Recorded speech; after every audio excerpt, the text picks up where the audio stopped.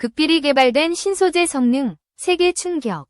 이걸 진짜 한국이 만들었다고? 성 KF-21 6세대 전투기 전격 공개. 한국이 극비리에 개발한 신소재가 전 세계를 충격에 빠뜨렸다. 이 신소재는 기존 전투기의 한계를 뛰어넘는 혁신적인 기술로 KF-21 6세대 전투기에 최초로 적용되며 공개되자마자 해외 전문가들의 이목을 집중시켰다. 특히 미국과 유럽조차 개발하지 못한 최첨단 물질을 한국이 독자적으로 완성했다는 점에서 외신들은 믿을 수 없는 수준이라며 놀라움을 감추지 못하고 있다. 이번에 공개된 신소재는 기존 전투기에 사용되는 합금이나 탄소 복합재보다 훨씬 가볍고 강도가 높으며 스텔스 성능까지 획기적으로 개선할 수 있는 특성을 지니고 있다. 이로 인해 KF-21은 적 레이더에 거의 포착되지 않는 완벽한 스텔스 기능을 갖추었으며 전투기의 기동성과 내구성이 비약적으로 향상되었다. 특히 극한의 고온과 고압 환경에서도 안정적인 성능을 유지할 수 있어 장시간 작전 수행이 가능해졌다. 한국 방산업계 관계자는 이번 신소재는 전 세계 어디에서도 볼 수 없는 독보적인 기술로 전투기의 경량화와 방어력을 동시에 극대화할 수 있다고 설명했다. 이 신소재가 적용된 KF-21 6세대 전투기는 기존 4.5세대 전투기보다 훨씬 우수한 성능을 보이며 미국의 F-22 랩터나 중국의 J-20보다도 진보된 기술이 포함되어 있다는 평가를 받고 있다. 해외 군사 전문 매체들은 한국이 이렇게까지 빠르게 차세대 전투기 기술을 발전시키다니 경이롭다며 이번 신소재는 향후 세계 전투기 산업의 판도를 뒤흔들 요소라고 분석했다.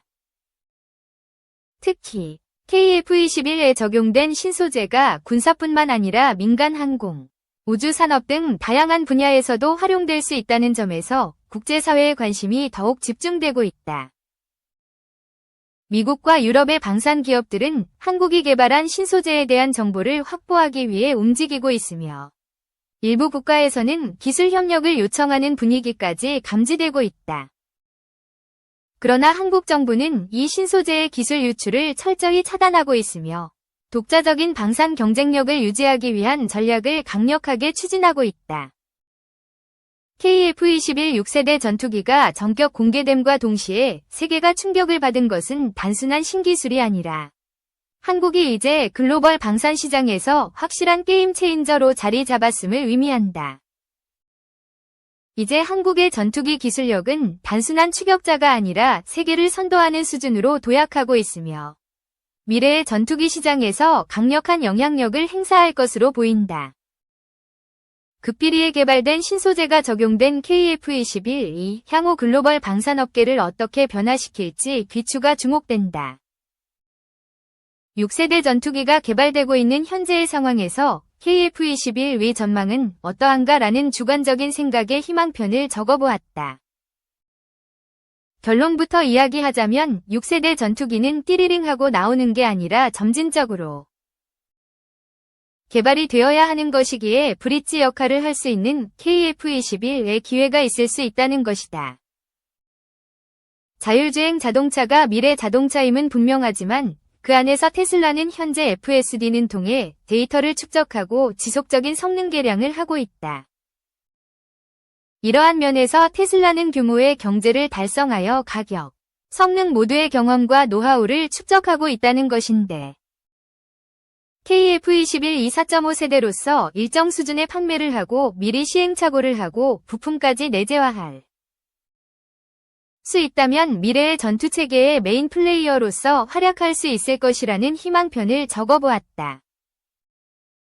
이전 세대와는 차원이 다른 센서 및 네트워크 정보 융합 능력 및 상황인식 능력, 방대한 양의 정보를 실시간으로 처리, 업데이트하여 가능한 많은 플랫폼과 공유할 수 있는 초고속 대용량 통합 네트워크, 대전력 생성 및 효율적인 분배와 냉각이 가능한 고출력 엔진과 전력 및 열 관리 시스템, 육해공뿐만 아니라 우주 및 사이버 영역 등과의 멀티 도메인 대응.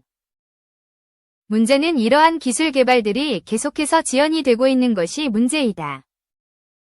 기술 자체에 대한 어려움도 있지만 관련 예산이 삭감이 되면서 업체에서 손실을 감수하면서까지 이러한 기술들에 대한 개발도 하지 않는 것이 문제다. KF-21이 스텔스 측면에서도, 무장 측면에서도, 수출 승인 측면에서도 5세대 이상급 전투기에 비해 성능이 부족한 것은 사실이다. 공동개발국이 눈치를 보는 중 일본은 이미 F-35를 147대 도입을 목표로 하고 있기에 아직까지 적극적인 태도가 아님. 10년간 예상 투자 금액이 육군 장비 조달의 4분의 1 수준인데 지금 당장 급한 곳에 예산을 투입할 것으로 보임. 러시아뿐 아니라 다른 국가에서도 6세대 전투기에 대한 개발이 지지부진한 상황에서 굳이 GCAP를 서두를 필요가 없음. 이러한 상황에서는 F-35급 전투기에 대응할 수 있으면서 언제든지 5세대, 6세대로 전환이 가능한 전투기가 매력적이지 않을까? 전기차를 먼저 사지 않지만 하이브리드를 사는 것이 경제적이지 않을까? KF-21은 SA, EX, EA 버전으로 성능 개량이 가능한 버전을 각각 준비하고 있기에 제네시스 G70, 80, 90, GV 시리즈까지 모두 고려한 버전이기에 전부는 아닐지언정 충분히 해당 시장에서의 점유율을 가져올 수 있으리라 생각된다. 특히 이러한 개발이 지연될수록 호재이지 않을까 한다. 인도네시아에서 이번에 분담금을 많이 내지 않았는데 만약 2에서 3년 안에 4.5세대 전투기 시장이 개화된다면 오히려 이는 개발 비중을 높인 한국 정부와 KAI의 이득이 될 수도 있으리라 생각된다.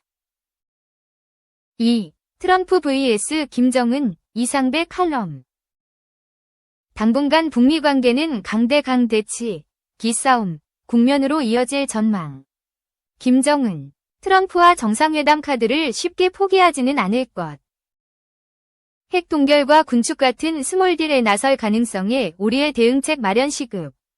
전 세계 초긴장 상황에서 글로벌 안보와 경제의 대변역 시기.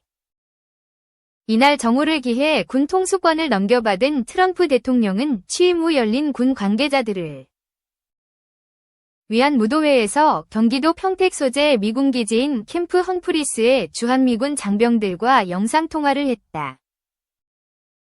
트럼프 대통령이 군 통수권자로서 해외 주둔 장병과 첫 소통을 주한미군 장병들과 하며 잘 지내고 있는지 라는 안보 인사에 이어 김정은은 어떻게 하고 있느냐?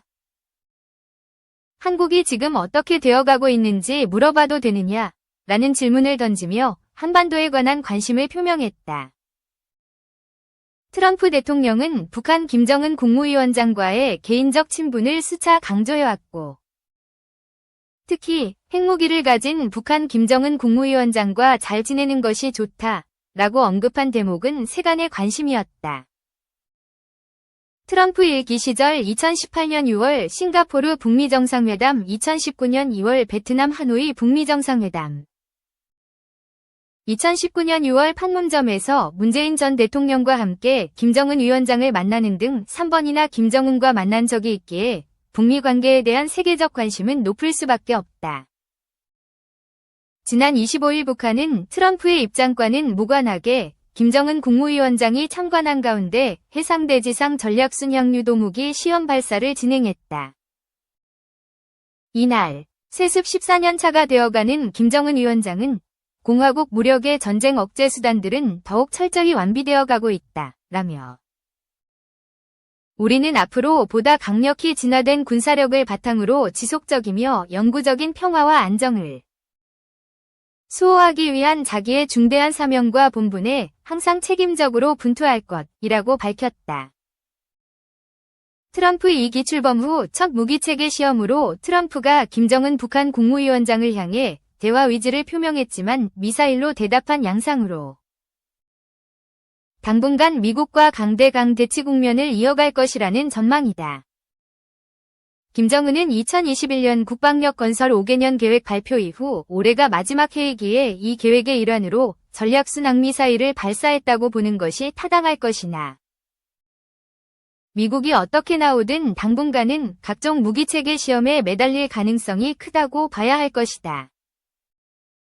2017년 트럼프 일기으로 회귀해보자면 김정은은 그해 10년사에서 싸움 준비 완성의 해로 설정 후 16차례 미사일 발사와 6차 핵실험은 물론 북미 간 끝없는 말 전쟁으로 한반도는 일촉즉발의 소용돌이로 빠져들었다. 트럼프는 꼬마 로켓맨, 병든 강아지라며 화염과 분노에 직면하게 될 것이라고 하자 김정은은 농악난 늙은이, 미치광이라며 괌 인근을 목표로 화성 12형 발사하겠다라고 했다. 한마디로 김정은, 벼랑 끝 전술의 트럼프, 강력한 대북 압박 전략으로 군사 옵션을 꺼내들며 한반도는 최고조 긴장 상황으로 치닫고 말았다. 빈센트 브룩스 전 연합사령관은 2019년 4월 뉴욕 코리아 소사이어티 주최 간담회에서 2017년 한반도 전쟁의 기설은 진짜이며 모든 군사 옵션을 고려했었다 라고 밝힌 바 있다. 이러한 위기 국면은 2018년 김정은 10년사에서 변화된 입장을 내놓으며 평창 동계올림픽을 앞두고 북한 선수단과 응원단 예술단 파견 등을 통한 남북 간 화해 분위기 조성이 되었다. 이러한 평화 모드는 27차례 남북 고위급 실무 포함 회담 3차례 남북 정상회담, 2차례 북미 정상회담 7차례 한미 정상회담 4차례 북중 정상회담 등으로 이어지게 되었다. 트럼프는 이 기출범 후 북한을 핵보유국, 뉴클리어 파워이라고 부르며 내가 돌아온 것을 김정은이 반기겠다고 생각한다 라며 폭스뉴스 인터뷰에서 김정은과 다시 연락을 취해보겠느냐 는 질문에 그렇게 할 것이라는 답도 내놨다.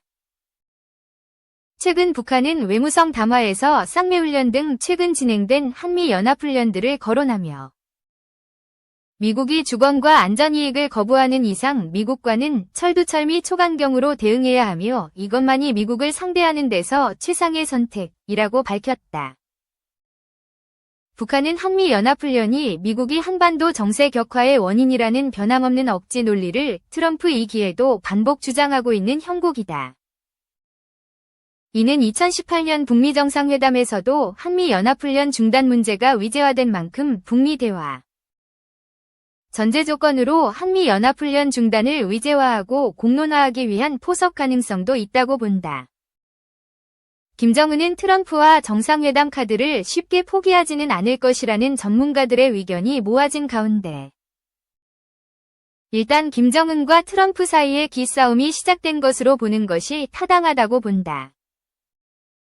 또한 트럼프 대통령이 우크라이나 전쟁을 복잡하게 하는 요인으로 북한의 참전 문제를 거론한 바 있는데 우크라이나 종전 협상 과정에 트럼프 2기 정부 내에서 북한 문제가 부상할 가능성이 있을 수도 있고 북미 간 대화나 정상회담에 영향이 될 수도 있겠다.